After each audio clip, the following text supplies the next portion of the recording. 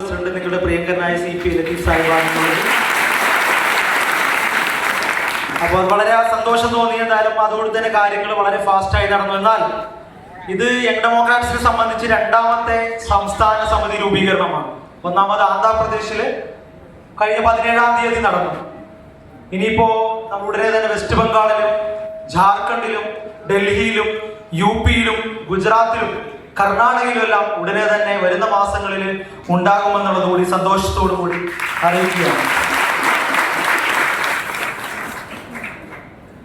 നമ്മള് ഇങ്ങനെ ഒരു മൂവ്മെന്റ്, ഒരു യൂത്ത് മൂവ്മെന്റ് പാർട്ടി തുടങ്ങാൻ കുറെ നാളുകളായി ആലോചിച്ചുകൊണ്ടിരിക്കുകയാണ്. പാർട്ടി ഓൾറെഡി ഒരു യുവജന പ്രാതിനിധ്യമുള്ള ഒരു പാർട്ടിയാണ്. പാർട്ടിയുടെ ഒരു ആവറേജ് നേതൃത്വത്തിന്റെ ഒരു ഏജ് ഒക്കെ എടുത്തു നോക്കിയാൽ നമുക്ക് അറിയാൻ പറ്റും 45 വയസ്സൊക്കെ ഉള്ള ആളുകളാണ് കൂടുതൽ ആൾക്കാർ. പിന്നെ എന്തുകൊണ്ട് ഒരു യുവജന പ്രസ്ഥാനം എന്ന് ചോദിച്ചാൽ, നമ്മുടെ ഈ രാജ്യത്തിന്റെ ഒരു പ്രത്യേകത, ഈ പ്ലാനറ്റിലെ ഏറ്റവും യങ്ങസ്റ്റ് കൺട്രിയാണ് ഇന്ത്യ എന്ന് പറയുന്നത്. ഏറ്റവും യങ്ങസ്റ്റ് കൺട്രി പറഞ്ഞാൽ ഇന്ത്യയിലെ 65% ആളുകൾ 35 വയസ്സിന് താഴെയുള്ളവരാണ്. ഏകദേശം 50% അടുത്ത ആളുകൾ 25 വയസ്സിനോട് അടുത്തുള്ള ആളുകളാണ്. എന്ന് വെച്ചാൽ ഹൈലി യൂത്ത് പോപ്പുലേറ്റഡ് ആയിട്ടുള്ള ഒരു രാജ്യമാണ് ഇന്ത്യ. ഇന്ത്യയിൽ ലോകത്ത് പ്ലാനറ്റിൽ തന്നെ വേറെ അങ്ങനെ ഒരു രാജ്യമില്ല. അതുകൊണ്ട് തന്നെ യൂത്തിന്റെ ഇഷ്യൂസ് സത്യസന്ധമായി അഡ്രസ് ചെയ്യുന്നതിനുള്ള ഒരു സ്പേസ്, ഒരു കുറവ് ഈ രാജ്യത്ത് പാർട്ടി കുറച്ച് നാളായിട്ട് കാണുന്നുണ്ട്. വിവിധ രാഷ്ട്രീയ പാർട്ടികൾ, യുവജന പ്രസ്ഥാനങ്ങൾ ഈ രാജ്യത്ത് അവിടെ ഇവിടെയൊക്കെ ആയിട്ടുണ്ട്. അപ്പൊ എന്റെ ഈ യാത്രയിൽ എനിക്ക് മനസ്സിലായ സംബന്ധിച്ച് പല സ്ഥലത്തും ഇതുണ്ടെങ്കിൽ പോലും സത്യസന്ധമായി ധീരമായി ഈ രാജ്യത്തിന്റെ മുഴുവൻ യുവാക്കളെ ഇൻക്ലൂസീവ് ആയിട്ടാണ് ഞാൻ സംസാരിക്കുന്നത്.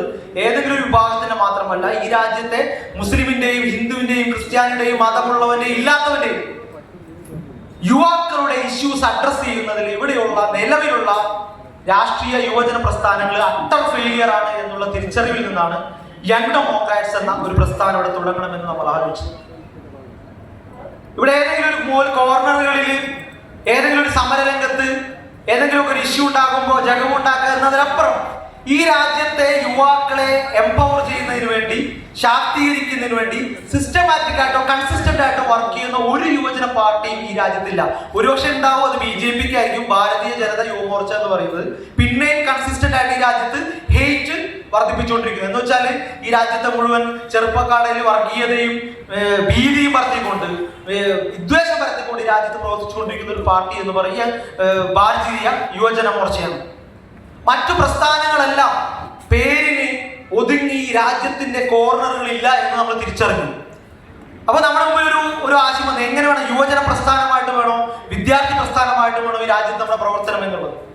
അപ്പൊ നമ്മൾ മനസ്സിലാക്കിയത്, യുവാക്കളെ ഈ രാജ്യത്തിന്റെ ഓരോ മൂലകളിൽ കോർണറുകളിലുള്ള തെരുവിലുള്ള യുവാക്കളെ സംഘടിപ്പിച്ചുകൊണ്ട് അവർക്ക് രാഷ്ട്രീയ ബോധമുണ്ടാക്കി ഈ രാജ്യത്ത് ജനാധിപത്യം നിലനിൽക്കേണ്ടതിന്റെ പ്രാധാന്യം അവരെ ബോധ്യപ്പെടുത്തി ഈ രാജ്യത്ത് ഒരു യങ്ങിസ്ഥാനാക്കി ഈ രാജ്യത്തെ യുവാക്കളുടെ ആവശ്യങ്ങൾ ചോദിച്ചു വാങ്ങേണ്ട ഇല്ലാത്ത തരത്തിലേക്ക് വളർത്താൻ അവരെ ശാക്തീകരിക്കാനാണ് പാർട്ടി തീരുമാനിച്ചത്. ക്യാമ്പസുകളിൽ നമുക്ക് വേണം, പക്ഷെ ആ ക്യാമ്പസുകളിലെ പ്രാതിനിധ്യം നമ്മൾ ആലോചിച്ചും ഒറ്റയ്ക്ക് ഉണ്ടാവുള്ളൂ. കുറച്ചും വളരെ കൺട്രോൾഡായിട്ട് നമുക്ക് മതി.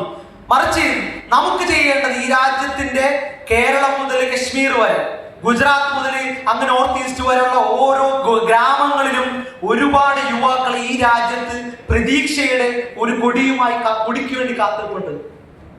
ഞാനിത് ഒരു ആലങ്കാരികമായിട്ടൊന്നും പറഞ്ഞല്ല, പ്രതീക്ഷയ്ക്ക് വേണ്ടി കാത്തിരിപ്പ്. കാരണം എന്താ, നിങ്ങളൊന്ന് ആലോചിച്ചു, ഇന്ന് നിങ്ങൾ മോബ് ലിഞ്ചിങ് കാണുന്നുണ്ടാവും മൊബൈലിൽ, ഇൻസ്റ്റാഗ്രാമിൽ നിങ്ങൾ എടുത്തു നോക്കിയാൽ ഒരുപക്ഷെ ഒബ്സർവർ പോസ്റ്റ് പോലുള്ള പല പേജുകളിലൂടെ രാജ്യത്ത് നടക്കുന്ന മൊബിലിഞ്ചിങ് കാണുന്നുണ്ടാവും. അതിൽ നിങ്ങൾ ശ്രദ്ധിച്ചു നോക്കിയറിയാം, യങ്സ്റ്റേഴ്സ് ആയിട്ടുള്ള യുവാക്കളാണ് മൊബിലിഞ്ചിങ്ങിൽ കൂടുതലായിട്ട് മുമ്പിൽ നിൽക്കുന്നത്. ഇതെന്തുകൊണ്ട് സംഭവിക്കും? അത് നമ്മൾ സീരിയസ് ആയിട്ട് ആലോചിക്കേണ്ടത്. നമ്മൾ ആലോചിക്കും മനസ്സിലാവുന്നു, ഈ രാജ്യത്ത് തൊഴിലില്ലായ്മ അതിശക്തമാണ്. വെറും അതിശക്തം എന്ന് പറയാൻ കഴിയില്ല. ഈ രാജ്യത്ത് തൊഴിലെടുക്കുന്ന 18-നും 29-നും വയസ്സിനിടയിലുള്ള യുവാക്കൾക്ക് 25% തൊഴിലില്ലായ്മ, അൺഎംപ്ലോയ്മെന്റ്. എന്ന് വെച്ചാല് 4-ൽ ഒരാൾക്ക് തൊഴിലില്ല. ഇനി ഡിഗ്രി ഏറ്റവും ലേറ്റസ്റ്റ് കഴിഞ്ഞ ദിവസം ലോക്സഭയിൽ വന്നൊരു ഡാറ്റ അനുസരിച്ച് തൊഴിൽ കൂടുതൽ വിദ്യാഭ്യാസമുള്ളവർക്ക് എന്തുണ്ടാ, തൊഴിലില്ല എന്ന് പറയുന്നു. നിങ്ങൾ ഡിഗ്രി എടുക്കുന്നു, PG എടുക്കുന്നു, MPhil എടുക്കുന്നു, PhD എടുക്കുന്നു, എന്തായാലും പോട്ടെ, PG എടുക്കുന്നു, ശമ്പളം എത്ര കിട്ടും? 15,000 രൂപ കിട്ടും.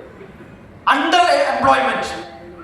അൺഎംപ്ലോയ്മെന്റ് മാത്രമല്ല അണ്ടർ എംപ്ലോയ്മെന്റ് എന്ന് വെച്ചാൽ രാജ്യത്തിന്റെ എംപ്ലോയ്മെന്റും എഡ്യൂക്കേഷനും തമ്മിൽ ടാലി ആവുന്നില്ല. നമ്മൾ പഠിച്ച ഡിഗ്രികളൊന്നും കൊണ്ട് ഈ രാജ്യത്തെ സ്ഥാപനങ്ങളിൽ മറ്റും പോയി തൊഴിലെടുക്കാൻ കഴിയുന്നില്ല. നിസ്സാരമായ തൊഴിൽ ചെറുപ്പക്കാർ അലയേണ്ടി വരിക. അതുകൊണ്ട് എന്ത് ചെയ്യുന്നു? ബ്രെയിന്റെ ഭാഗമായി ഈ രാജ്യം വിട്ട് വേറെ രാജ്യങ്ങളിൽ പോവുക. പലരും നാട് വിട്ട് പോവുക. ഞാൻ ഈ അടുത്തൊരു ചെറിയ ഒരു ജെൻസി പയ്യനെ ചോദിച്ചു. അവൻ പറഞ്ഞു ഞാൻ യൂറോപ്പ് കാനഡയിലേക്ക് പോവാന്ന് പറഞ്ഞു. അപ്പൊ ഞാനോട് ചോദിച്ചു നീ എന്തിനാ കാനഡയിലേക്ക് പോകണം? അപ്പൊ ഇവിടെ നിന്നിട്ട് എന്തിനാണോ ചോദിച്ചത്? നമുക്കതിന് മറുപടി ഉണ്ടോ? ഈ രാജ്യത്ത് നിന്നിട്ട് അവനിക്ക് അന്തസ്സായ ഒരു തൊഴിൽ കിട്ടുമെന്ന് നമുക്ക് ഉറപ്പ് കൊടുക്കാൻ കഴിയില്ല. അതുകൊണ്ട് അവൻ എന്ത് ചിന്തിക്കുന്നു? കുറച്ചുകൂടി സ്വസ്ഥമായി, കുറച്ചുകൂടി ഭയമില്ലാത്ത, അത് മറ്റൊരു സംഗതിയാണ്. ഈ രാജ്യത്ത് ഭയമില്ലാണ്ട് ജീവിക്കാൻ പറ്റാത്ത അവസ്ഥയുണ്ട്.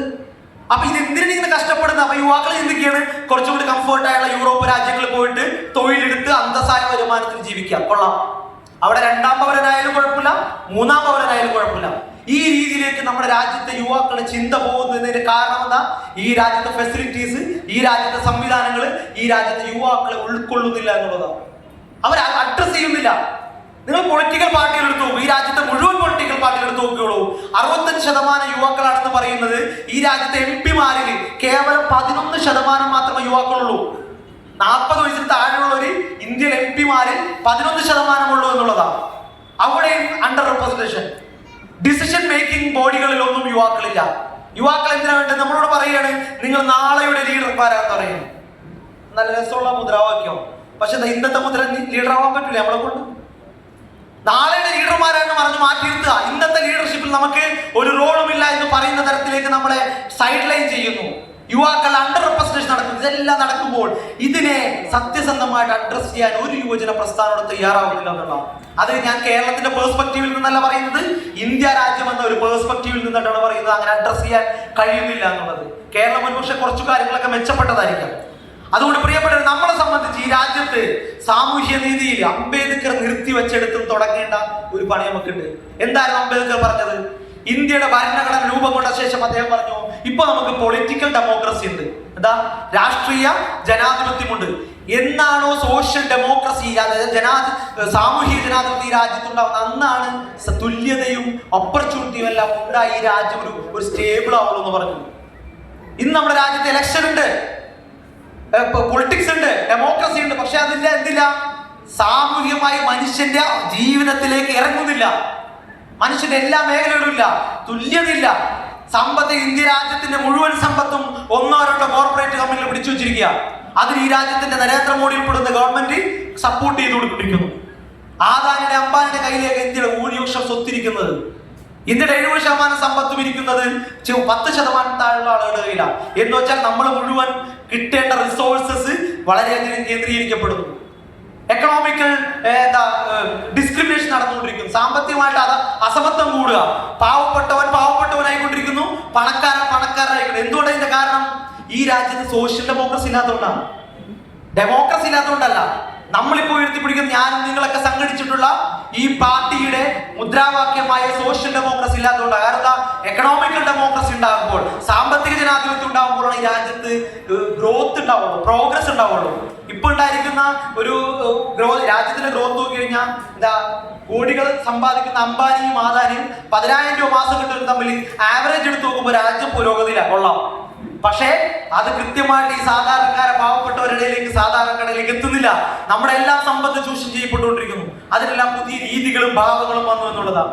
ഈ ഒരു സാഹചര്യത്തിൽ പ്രിയപ്പെട്ടവരെ, രാജ്യത്തെ യുവാക്കളെ അഡ്രസ് ചെയ്തുകൊണ്ട്, സത്യസന്ധമായിട്ട് ഈ രാജ്യത്തെ യുവാക്കളെ അഡ്രസ് ചെയ്തുകൊണ്ട് മുന്നിൽ നിന്ന് നയിക്കാൻ പറ്റുന്ന ഒരു യുവജന പ്രസ്ഥാനത്തിന് ആവശ്യമുണ്ട് ഈ രാജ്യത്ത്.